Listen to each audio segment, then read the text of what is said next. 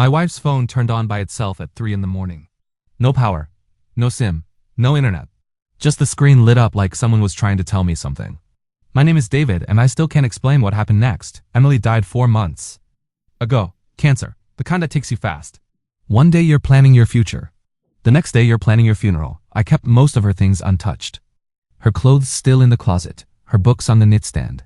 Her phone in a drawer, dead and useless like everything else in this house. That night I was cleaning the bedroom, moving things around because staying still was making me crazy. I found the phone in the back of a drawer. For some reason, I decided to plug it in. It took a few minutes. Then the screen lit up. A single message appeared. I told you not to forget me. My hands went completely cold. I stared at that message for a long time. Hours maybe, I don't know.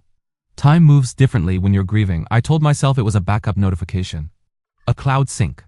Something technical that explained everything, except it didn't single quotes t. The phone had no SIM, no internet, no way to receive messages, but the screen went black and turned back on. Another message. Why did you stop coming here? I backed away from the bed. My wife had been dead for 4 months. There was no way. There was no possible way. I didn't sleep that night. I just stared at the phone, like it might move on its own. Around 4 it lit up again. This time there was a photo. Emily was standing somewhere I didn't recognize, smiling at the camera. Behind her was a door. A door I had never seen before. I checked every old album, every cloud backup, every photo she'd ever taken. That image didn't exist anywhere. The timestamp on the photo was from 2 weeks after she died. I couldn't breathe. 2 weeks after she was gone. That made no sense. That made no sense at all. The phone opened another message by itself. You never came to the place I showed you. My heart was pounding so hard I could hear it in my ears. I told myself it was corrupted data. A hacked device. Something that had a rational explanation. But deep down, I knew something was wrong in a way I couldn't understand. The next morning, I went through Emily's belongings again. That's when I found the paper. It was hidden inside her journal, an address, one line underneath. If anything happens, don't trust what they tell you. My hands were shaking when I read that. Something in me pushed me to go there. The place was outside the city, an old building, half abandoned.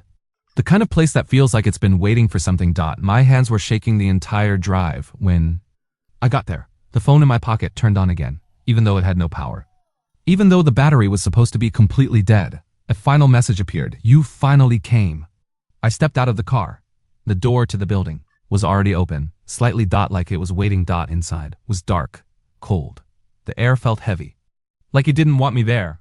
Then I saw it. A wall covered with photographs. Photos of me, taken from far away. Different days, different times, all recent. I wasn't just standing in that building for the first time. I had been watched there before. My mind started racing. Emily had been coming here, taking pictures of herself, leaving messages on a phone that shouldn't work. But why? What was she trying to tell me? I found more messages on the phone that night. Messages that had been sent but never showed up on my phone. Messages that were waiting inside. Her device. Emily had documented something, photographed something, hidden something in that building, and she'd left it for me to find. But I still don't know what it means. I still don't know why she was being watched. Or why those photographs of me were on that wall, or why her phone still turns on sometimes in the middle of the night with messages that feel like she's trying to protect me from something. The police came when I called them. They found the photographs. They found the address. They started asking questions I couldn't answer.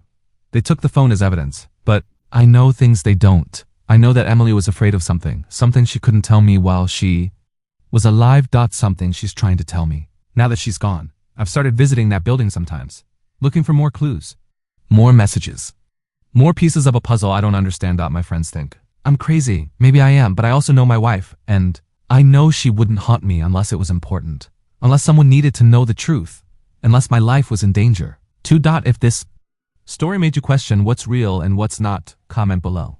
Tell me, have you ever experienced something you couldn't explain? Something that felt like it came from beyond? Because some mysteries aren't meant to be solved.